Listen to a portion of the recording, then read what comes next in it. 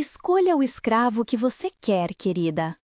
Março de 1856, Praça da Vila, à sombra da Igreja Matriz, a voz da senhora soou como um pedido delicado e uma sentença ao mesmo tempo.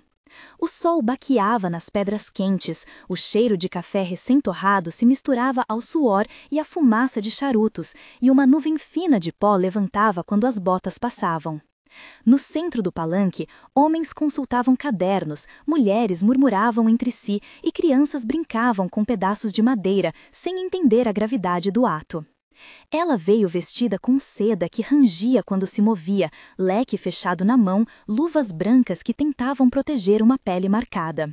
A face da senhá era pálida, o sorriso medido, por trás dos olhos havia um poder que pesava mais que o tecido do vestido. Ele, o coronel Bento, tinha voz que ordenava e mãos que puniam. Sua barriga avançava sobre o colete, os dedos amarelentos pelo fumo não hesitavam em tocar o ferro. Do outro lado, ele olhou para a mulher apontando e depois para o homem, que era objeto de escolha. Um trabalhador alto, de pele que brilhava ao sol, e algo nos olhos dele parecia deslocado naquele mundo. Uma cor clara, incomum, como se tivesse vindo de outra paisagem. Ela apontou. O homem foi comprado. O murmúrio que se seguiu parecia uma condenação e uma promessa ao mesmo tempo. Naquele instante, nasceu a fissura que atravessaria leis, costumes e corações. Vou contar como aquela palavra dita com leveza virou a fagulha de uma história de amor proibido, fuga e reconstrução. Sinta o pó, o calor e o olhar que mudou tudo. A fazenda onde se desenrolaria boa parte dessa história ficava a poucas léguas do centro, cortada por um rio estreito que refletia o céu em dias calmos e se tornava lama revolvida nas chuvas. A casa grande erguia-se sobre um pequeno monte, janelas com vidros grossos, varandas de madeira, sinos para chamar a ceia e um palacete de móveis de jacarandá que rangiam à noite. Ao redor, plantações de cana estendiam-se como um tapete verde e dourado, e mais adiante as senzalas se alinhavam, fechadas com tábuas e janelas pequenas. O senhor era conhecido por ser prático e temperado. O coronel Bento assinava cartas com mão firme e negociava gados com a mesma frieza com que distribuía chicotadas. A gestão da lavoura seguia rotinas severas. O capataz Manuel corria com um livro de ponto e um chicote nas mãos, e a disciplina era aplicada como quem regula a máquina. Trabalhavam ali dezenas de corpos que respondiam ao tempo do senhor e ao ritmo das máquinas recentes, e havia uma economia feita de bilhetes, promessas e receios. A casa grande alimentava mesas ruidosas onde convidados comiam arroz salgado e bebiam cachaça. No terreiro, o cheiro do feijão fervendo se misturava à fumaça do forno. A estrutura mostrava poder, documentação de contra, registro de servos, eclesiásticos que abençoavam a propriedade como se fosse altar laico. Tudo ali falava de ordem, e essa ordem engolia o que não se encaixava em seu desenho. Feliciana crescera na sombra do mosteiro de uma vila vizinha, filha de pais simples que acreditavam em casamento como proteção. Na infância, correra por pátios de barro, ouvia as histórias da tia Rosa sobre antepassados que vinham do sertão e aprendera a costurar lendo orações escondidas entre panos. Quando ainda era menina, a família arranjou para ela um casamento conveniente, com um homem de posses, um tráfego social que prometia segurança e fechava portas de aflição. O que ninguém preveria foi que a segurança se transformaria em cárcere. O casamento, na prática, virou disciplina, portas trancadas, cartas vigiadas e ordens estreitas que diminuíam a liberdade como se diminui o campo de visão apertando os olhos. Feliciana tentou resistir, escreveu bilhetes que queimou em segredo, conversou com a parteira Amália buscando conselhos e rezou em voz baixa na capela do lugar. Havia sinais físicos que não podiam ser ocultados, hematomas que surgiam sob as mangas de seda e uma vergonha que pesava mais que o tecido. A religião lhe ensinara a perdoar, mas as noites prolongadas mostravam a ela a possibilidade de não perdoar a si mesma. Preservar a vida significava muitas vezes ceder. Ainda assim, nas manhãs que precisava colher coragem, lembrava das palavras da mãe: manter a dignidade mesmo quando tudo exige submissão. Aquela história de vida a conectava ao desejo de escolha, e quando, na praça, ela apontou o dedo, não foi só um capricho de mulher de posses. Foi decisão tomada em câmara lenta, resultado de acúmulos, de um coração cansado que buscava outra forma de respirar. Luiz chegou à fazenda num dia de céu carregado, trazendo no passo a marca de quem veio de sol e trabalho. Era alto, não por vaidade, mas por músculos que falavam de anos de lida. As mãos, grandes e com calos, sabiam o nome de cada ferramenta. O que se destacou foram os olhos, um tom claro que, naquele lugar, parecia quase extravagante, como se guardasse algum céu estranho. Ele foi apresentado com papelada, nome registrado e um lugar atribuído no quintal. A primeira conversa entre ele e Feliciana aconteceu sem plateia, palavras curtas e olhares longos. "Como se chama?" perguntou ela quando, numa tarde de calor, o viu ajeitar o feixe de lenha. "Luiz", respondeu ele, a voz seca de quem mediu palavras para que o inimigo não as usasse. "De onde vem?" continuou ela, e ele respondeu com uma história truncada sobre gentes de aldeia, sobre um pai que havia partido e uma mãe que morreu cedo. Havia nas respostas de Luiz pausas como quem guarda pedaços da vida para dias melhores, e cada pausa trouxe a Feliciana a sensação de que ali havia uma possibilidade de humanidade. O nome ficou registrado na memória dela como quem marca uma era. O laço entre os dois cresceu em pequenos gestos que, naquele tempo e lugar, já eram forma de revolta. Eles conversavam roubando minutos, trocando perguntas. "Você sente medo?" ela perguntou numa noite de lua fraca. "Sempre", ele admitiu. "E faz alguma coisa que não esteja no dever do Senhor?" ela insistiu. "Ensinar a minha filha a contar estrelas", ele disse, e sorriu, e o sorriso foi devolvido em silêncio. Havia 6 trocas em cada encontro que pareciam mini-contratos. Cuidado por proteção, palavra por alimento, segredo por sopro de presença. Em uma manhã de chuva, quando as roupas grudavam ao corpo e o cheiro de terra molhada subia pesado, trocaram conselhos sobre como esconder cartas e como fingir obediência sem morrer por dentro. Em outra tarde, ela deixou um pedaço de pão com mel junto ao poço, e ele, ao recolher, deixou a mão por um segundo por cima da dela, sentindo a pele marcada.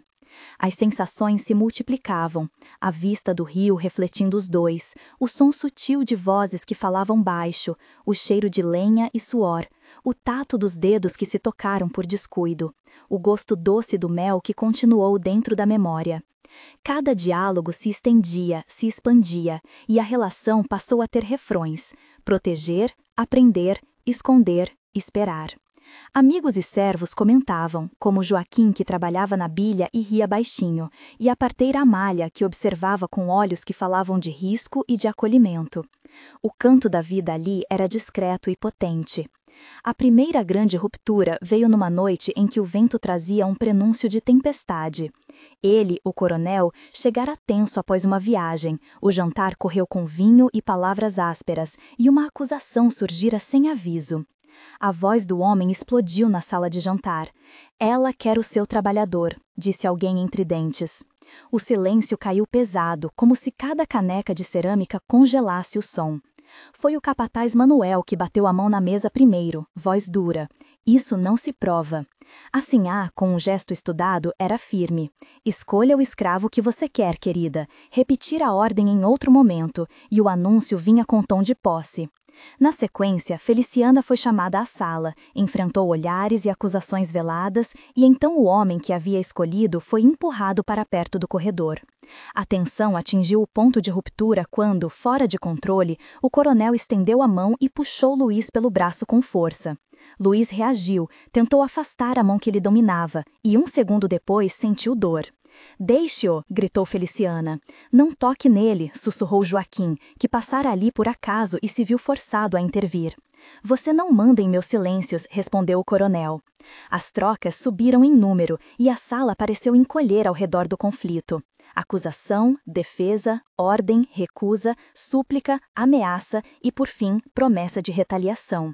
No meio da confusão, a decisão foi tomada. Não seria mais possível permanecer naquele lugar sem perder algo maior que a vida.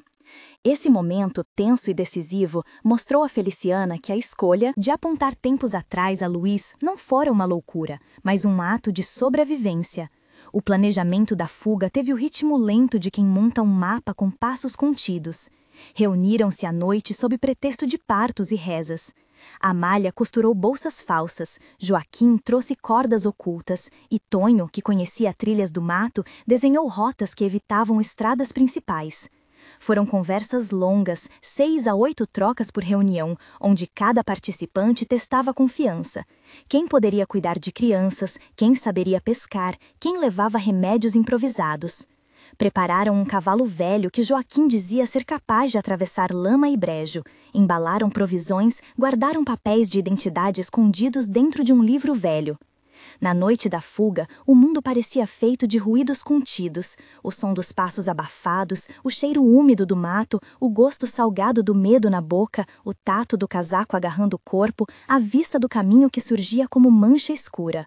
Partiram ao som distante de um cão latindo, lanternas apagadas, corações que batiam no ritmo da pressa. Houve perseguição inicial. Homens a cavalo cortaram estradas próximas e o vento trouxe vozes que pediam retorno. Em determinado trecho, ouviram uma ordem. "Parem ou eu atiro!" gritou um capataz da cidade. Luiz olhou para Feliciana e disse: "Vamos por aqui", apontando para um atalho de lama. Trocaram palavras de incentivo, prometeram proteção mútua e seguiram. O medo apertava, mas a decisão já tinha nascido. A chegada ao quilombo que encontraram era menos um fim e mais um desdobrar de vidas.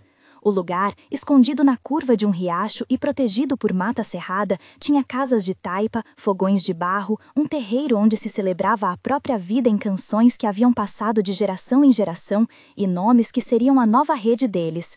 Zefa, que cozinhava para todos, Tonho, que consertava ferramentas, Clara, que dava aulas de canto, Joaquim, que já levava provisões e agora cuidava dos porcos, Amália, que era parteira e professora de ervas, Doutor Henrique, que em viagens havia aprendido a curar febres, e Padre Miguel, que, embora oriundo da igreja da região, escolhera acolher foragidos no sigilo de sua fé. As rotinas foram se organizando, divisão de trabalho, ensino de leitura em números em porções, nascimentos que trouxeram choros e esperança, pequenos batismos na beira do riacho, dirigidos por quem sabia orar de modo que fosse consolo e não condenação. A comunidade criou ritos simples que marcaram esta nova fase. O primeiro pão assado em forno comum, a festa de plantio com canto e percussão de panela, o batizado discreto de uma menina que recebeu o nome de Rosa em homenagem à tia. Havia disciplina, mas era de cuidados, havia regras, mas serviam para proteger, e a memória coletiva se moldava em torno de histórias contadas à noite, quando o estalo do fogo misturava cheiro de erva com relatos de cidades distantes. A reconstrução era concreta, camas costuradas, uma escola improvisada na casa de Clara, o plantio de milho em campos que agora pertenciam a quem os cultivava. Entre os momentos de maior tensão estão pelo menos 3 que deixaram marcas indeléveis. O primeiro já foi na sala da Casa Grande durante a agressão, quando a vida correu risco e uma decisão sobre o futuro saiu do íntimo para o público. O segundo ocorreu numa emboscada durante a fuga, quando homens a cavalo quase os alcançaram e foi preciso sacrificar provisões para ganhar velocidade, momento em que a escolha entre salvar vidas e salvar bens ficou nítida e amarga. O terceiro deu-se meses depois, quando uma disputa no limite do território do quilombo obrigou a comunidade a decidir se defenderia as terras com violência ou buscaria a negociação. Em cada um desses instantes, as descrições se alongaram, os batimentos do coração como tambor, a lembrança de mãos que apertavam com força, a memória de vozes de mães pronunciando nomes como proteção e o cheiro de sangue que se confunde com o pó. Nas decisões pesaram memórias da infância, medos de perder filhos e a lembrança de que a liberdade, uma vez tocada, exigia defesa. Um mês depois daquela noite em que saíram, a comunidade respirava um pouco mais leve. Feliciana ensinava meninos a ler com pedaços de lápis e restos de papel, enquanto Luiz plantava milho e contava histórias do rio que ajudava a formar o chão. Aparentemente, havia ordem, mas por baixo corria um fio de saudade. As noites, embora agora cheias de canções, guardavam silêncio quando lembranças surgiam. 30 dias bastaram para que a rotina curasse algumas feridas superficiais e abrisse outras que só o tempo repararia. 3 meses se passaram e chegaram notícias de que algumas pessoas ainda procuravam pelo grupo e que o coronel Bento oferecera recompensa a quem denunciasse foragidos. Isso trouxe cautela e necessidade de reorganizar rotas, ensinar crianças a ficar quietas quando estranhos passavam e reforçar vigilância. A cada chegada de um novo membro, celebravam com pão e cantos improvisados.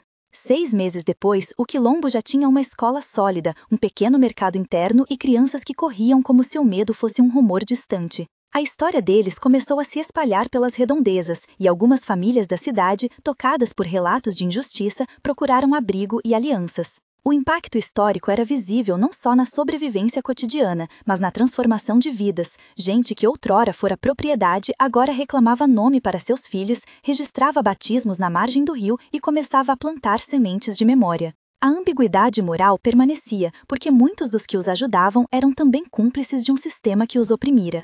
Ainda assim, havia prova de humanidade que se recusava a ser apagada. No longo prazo, o legado que deixaram foi mais complexo que qualquer sentença. Décadas depois, os netos contavam as histórias junto ao fogo e o nome de Feliciana virou sinônimo de quem ousou escolher. O coronel Bento entrou nos arquivos locais como figura múltipla, acusado por alguns de crueldade e por outros lembrado apenas como homem de negócios. O quilombo cresceu e se transformou em ponto de encontro, escola e documento vivo de resistência. A história trouxe confrontos legais, demandas por terra, pequenos processos motivados por ressentimentos e também cartas de gratidão de quem encontrou ali abrigo. A reflexão moral sobre aqueles atos continuou aberta. Teria sido traição cortar laços sociais daquela ordem? Ou foi a expressão máxima de coragem quando a lei violentava a vida? Talvez ambos. O que fica intocado é a recusa de aceitar que o destino seja irrevogável e a certeza de que escolhas, mesmo feitas no calor do desespero, podem reinventar gerações. Se esta história tocou você, conte nos comentários o que faria no lugar dela. Comece sua frase com "eu escolheria" ou "eu ficaria" e compartilhe por que essa decisão pareceu correta ou impossível. Ler suas palavras nos ajuda a entender como o passado dialoga com nossos dias. Se você sentiu raiva, compaixão ou esperança, escreva.